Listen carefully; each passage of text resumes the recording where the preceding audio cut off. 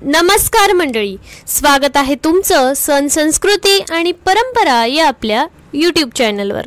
मंडळी, आजचा हा व्हिडिओ आपल्या सर्व मैत्रिणींसाठी खूप खास माहितीपूर्ण ठरणार आहे, कारण आता लवकरच वटपौर्णिमा हा सौभाग्याचा आणि सर्व महिलांच्या आवडीचा सण येणार आहे।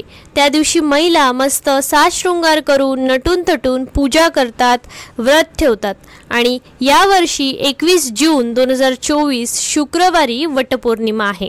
त्यामुळे ही वटपौर्णिमा आपण साजरी कशी करायची आणि त्याचप्रमाणे याचे काय महत्त्व आहे, पूजेसाठी आपल्याला काय काय साहित्य लागते आणि अत्यंत सोप्या पद्धतीने कमीत कमी वेळात आपण पूजा कशी करायची आणि वडाच्या झाडाला एवढं पूजनीय का मानलं जातं, एवढं महत्त्व काय आहे, या सर्व प्रश्नांची उत्तरं आपण आज या व्हिडिओच्या माध्यमातून पाहणार आहोत।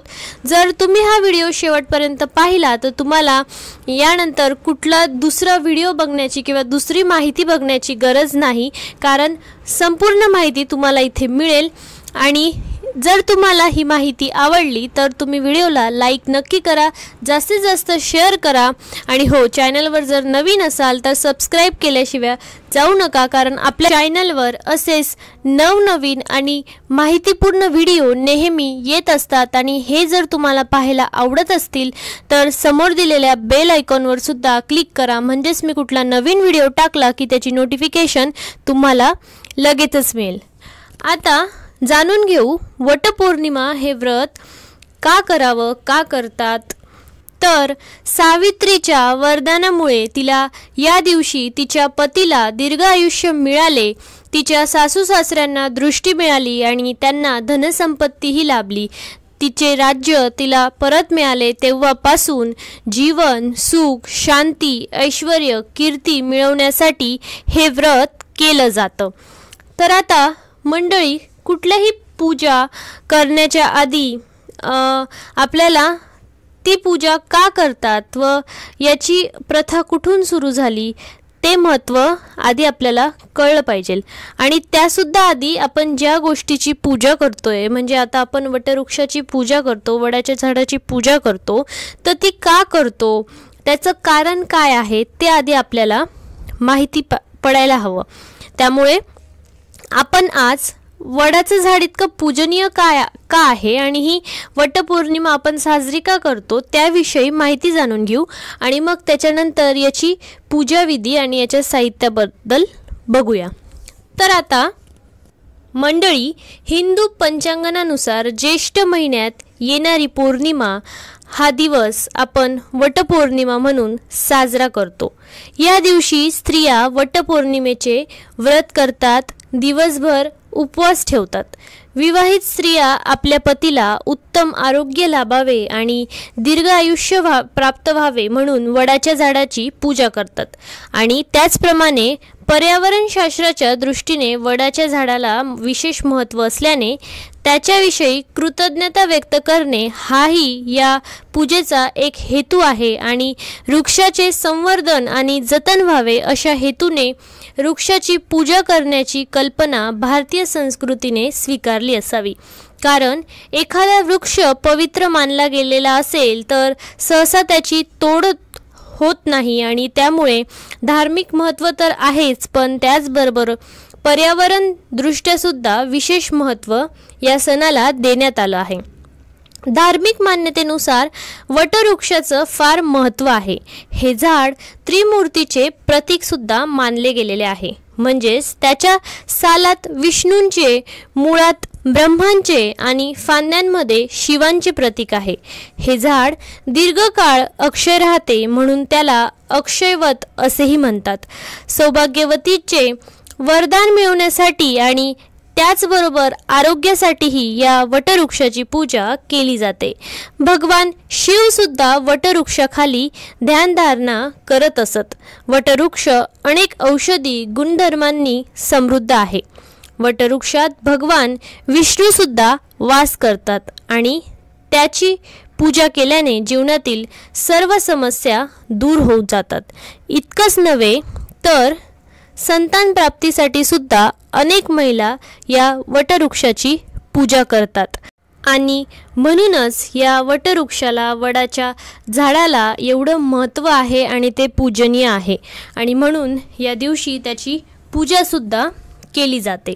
तर आता मंडळी जाणून घेऊ या पूजेसाठी आपल्याला काय काय साहित्य लागते. तर आपल्याला या पूजेसाठी सतीला आपण सौभाग्याच्या वस्तू अर्पण करतो, त्यासाठी आपल्याला हिरव्या बांगड्या, सिंदूर, काळी पोत, अत्तर, कापूर, पंचामृत, पूजेचे वस्त्र, विड्याचे पान, सुपारी, पैसे, गूळ खोबऱ्याचा नैवेद्य, आंबे, दुर्वा, गहू, तसंच जर सती मातेचा फोटो असेल तर तो फोटो किंवा मग सुपारी, त्याचप्रमाणे गणपतीची मूर्ती असेल तर मूर्ती, नाही तर सुपारी आपण ठेवू शकतो आणि थोडीशी फुलं.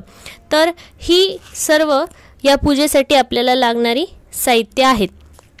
तर आता पूजा कशी करायची. सर्वात पहिल्यांदा तर सौभाग्यवती स्त्रीने मला आणि माझ्या पतीला आरोग्य संपन्न दीर्घायुष्य लाभो अशी प्रार्थना करून संकल्प करायचा आहे.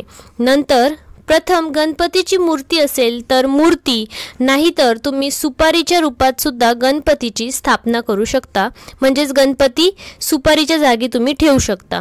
नंतर तिथे दिवा प्रज्वलित केल्यानंतर तुम्ही हळद, कुंकू, अक्षता, फूल वाहून पंचोपचार पद्धतीने पूजा करायची. नंतर सती मातेचा सुद्धा फोटो किंवा मूर्ती नसेल तर त्यांची किंवा सुपारी ठेवून तुम्ही त्याची सुद्धा पूजा पंचोपचार पद्धतीने करायची आहे.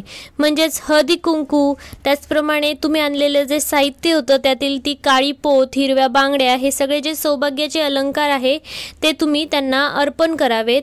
वडाच्या मुळाजवळ जाऊन किंवा त्या झाडाची सुद्धा तुम्ही अशाच पद्धतीने पंचोपचार करून पूजा करायची आहे.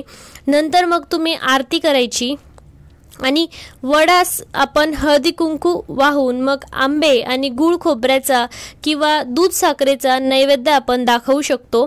आणि नंतर वडाच्या झाडाला तिहेरी सुती जो दोरा असतो तो आपण घ्यायचा आहे आणि तो 7 प्रदक्षिणा घालून तो आपल्याला तो गुंडाळायचा आहे आणि प्रार्थना करायची. हा जेव्हा आपण दोरा त्या वडाच्या झाडाला गुंडाळू तेव्हा की नवऱ्याच्या दीर्घ आयुष्यासाठी आणि त्याच्या आरोग्यासाठी आपल्याला प्रार्थना करायची आहे आणि 7 जन्मी हाच नवरा मिळण्यासाठी सुद्धा प्रार्थना करावी.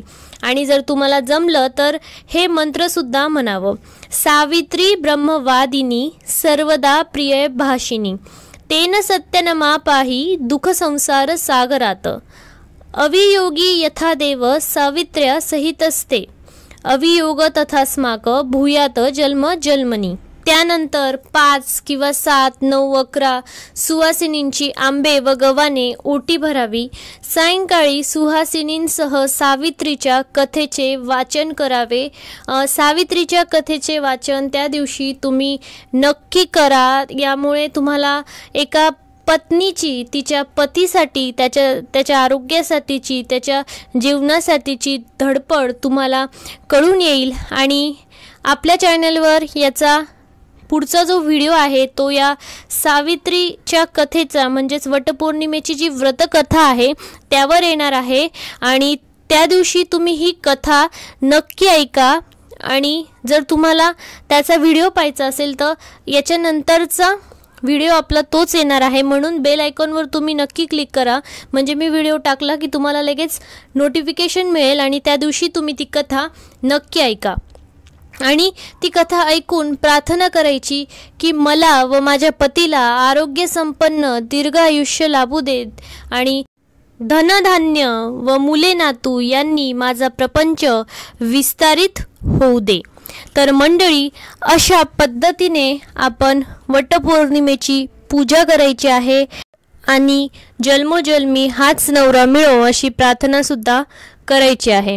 तर मंडळी, ही होती आपल्या वटपौर्णिमेची संपूर्ण माहिती, त्याचे महत्त्व, त्याचप्रमाणे वडाच्या झाडाचे महत्त्व, त्याची पूजा कशी करायची आणि त्याचे साहित्य याबद्दलची संपूर्ण माहिती. तुम्हाला हा व्हिडिओ कसा वाटला मला कमेंट करून नक्की सांगा. आणि आपला यानंतरचा जो व्हिडिओ आहे तो वटपौर्णिमेच्या व्रतकथेवर येणार आहे, त्यामुळे तुम्ही तो व्हिडिओसुद्धा नक्की पहा आणि चॅनलला लाईक शेअर सबस्क्राईब करायला विसरू नका. हा व्हिडिओ तुम्ही शेवटपर्यंत पाहिला त्यामुळे तुमचे खूप खूप धन्यवाद. पुन्हा भेटू अशाच एका छान नवीन माहितीसोबत. तोपर्यंत तुमची काळजी घ्या आणि सर्वांना जय महाराष्ट्र.